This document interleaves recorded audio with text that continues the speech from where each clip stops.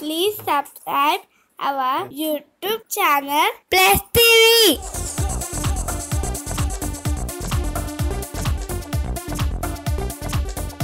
రజనీకాంత్ కు target fix చేసిన Rajamouli.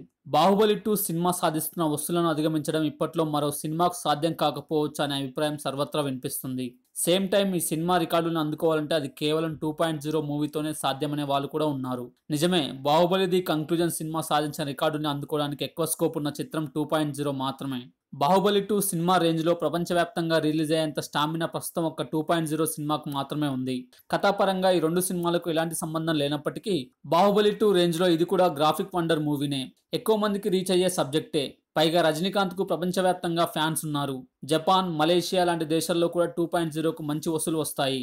Baahubali 2 cinema సాధిస్తున్న రికార్డుని క్రాస్ చేయడం భవిష్యత్తులో బాలీవుడ్ వల్ల కాకపోవచ్చు. ఎందుకంటే బాహుబలి 2కు నార్త్ లో మంచి వసూళ్లు వస్తున్నాయి. కానీ ఓ హిందీ సినిమాకు సౌత్ లో ఇన్ని కలెక్షన్లు వచ్చే అవకాశం లేదు. అందుకే సల్మాన్ ఖాన్ నటిస్తున్న ట్యూబ్ లైట్ సినిమాను ఎవరూ బాహుబలి 2కి పోటీగా చూడడం లేదు. సో సూపర్ స్టార్ నటిస్తున్న 2.0 మాత్రమే రేస్ లో ఉంది. ప్రస్తుతం 2.0 ముందున్న టార్గెట్స్ రెండు. ఒకటి, బాహుబలి 2 సృష్టించిన ఫస్ట్ డే వసూళ్లను అందుకోవడం.